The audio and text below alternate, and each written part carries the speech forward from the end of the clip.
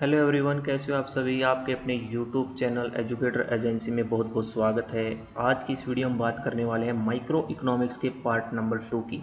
इससे पहले ऑलरेडी हम 2 वीडियोस बना चुके हैं। अगर आपने वो वीडियो नहीं देखी तो पहले प्लेलिस्ट में जाकर वो वीडियो देख लीजिए ताकि आपको पार्ट नंबर 3 ईजिली और अच्छे ढंग से समझ में आए। आज की इस वीडियो में हम बात करने वाले हैं why does demand curve downward slope, यानी कि जो हमारा डिमांड कर्व है वो डाउनवर्ड स्लोप क्यों होता है, या फिर ये कहिए कि ऐसे कौन कौन से रीजन है जिसके कारण हमारा डिमांड कर्व क्या होता है, डाउनवर्ड स्लोपिंग होता है। अगर आप यूजीसी नेट इकोनॉमिक्स या किसी भी पीजीटी एग्जाम की अगर तैयारी कर रहे हो तो आपके लिए ये वीडियो बहुत ज़्यादा क्या है, हेल्पफुल रहने वाला है। चलिए देख लेते हैं। सबसे पहले अगर हम बात करें कि हमारा जो डिमांड कर्व है वो डाउनवर्ड स्लोप क्यों होता है, तो इसके पीछे सबसे बड़ा जो रीज़न माना जाता है या सबसे बड़ा जो कारण माना जाता है वो है law of diminishing marginal utility. तो ये डिमिनिशिंग मार्जिनल यूटिलिटी होती क्या है? देखिए, अगर हम किसी भी कमोडिटी की वन बाय वन हम यूनिट्स कंज्यूम करते चले जाते हैं तो उससे मिलने वाली जो हमारी मार्जिनल यूटिलिटी है वो लगातार क्या है, डिमिनिशिंग होती चली जाती है। ये साइकोलॉजिकल इम्पैक्ट भी होता है, क्योंकि हम जैसे जैसे किसी भी कमोडिटी की वन बाय वन जो यूनिट्स को कंज्यूम करते जाते हैं उससे मिलने वाली जो यूटिलिटी है, उससे मिलने वाला जो सेटिस्फेक्शन है वो हमारा हमारा क्या है, कॉन्टिन्यूसली लगातार कम होता चला जाता है। और जब हम हमारे लिए उससे मिलने वाला सेटिस्फेक्शन कम होता चला जाता है तो उसके लिए हम क्या है, कम पे करने के लिए तैयार होते हैं। तो वही बात यहाँ पर लिखी हुई है, consumer consumer buy more if he has pay less.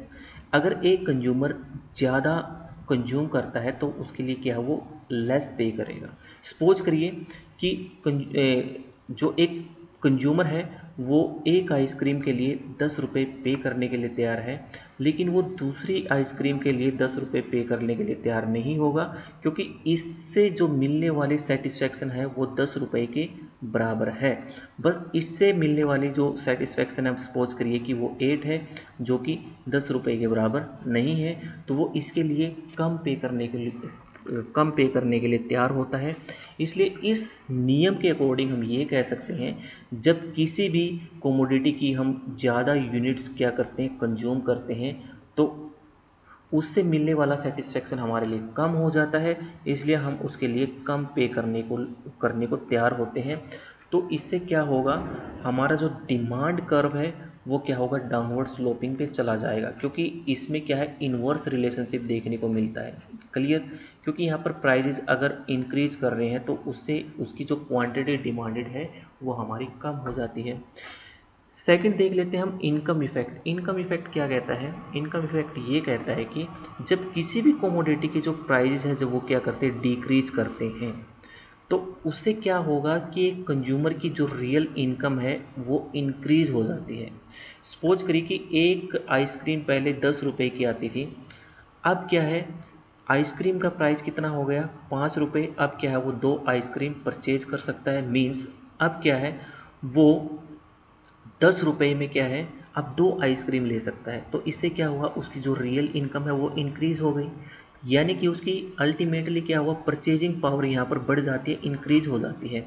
तो इससे क्या होगा, वो डिमांड को इंक्रीज करेगा। अब 10 रुपये में क्या है, वो 2 आइसक्रीम खरीद सकता है।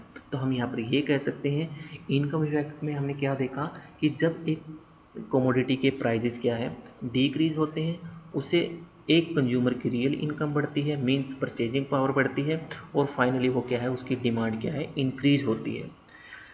आगे बात कर लेते हैं सब्स्टिट्यूशन इफेक्ट। सब्स्टिट्यूशन इफेक्ट, सबसे पहले सब्स्टिट्यूशन इफेक्ट समझने से पहले आपको सब्स्टिट्यूशन गुड्स के बारे में पता होना चाहिए।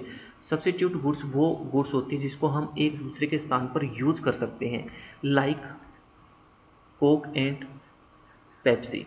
अब यहाँ पर क्या है, सपोज करिए जो कोक का प्राइस है वो डिक्रीज हो जाता है, तो जो कोक है ये पेप्सी के कंपेयर में क्या है, चीपर हो जाती है, सस्ती हो जाती है।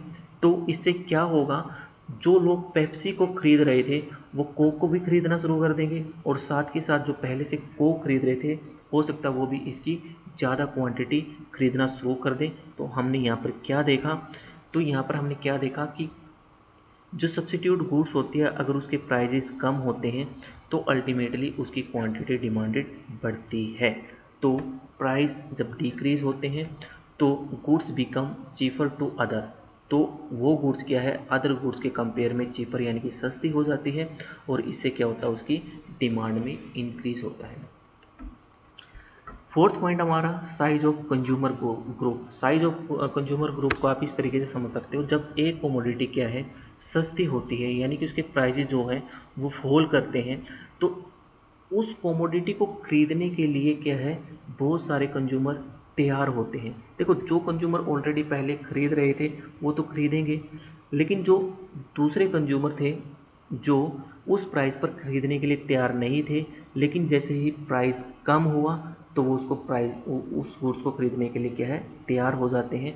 तो इससे क्या हुआ, इससे प्राइस के कम होने से तो उसकी क्वांटिटी डिमांडेड बढ़ती है, जिससे हमारा जो डिमांड कर्व है वो डाउनवर्ड स्लोपिंग में चला जाता है। मींस दोनों में इन्वर्स रिलेशनशिप देखने को मिलता है। क्लियर।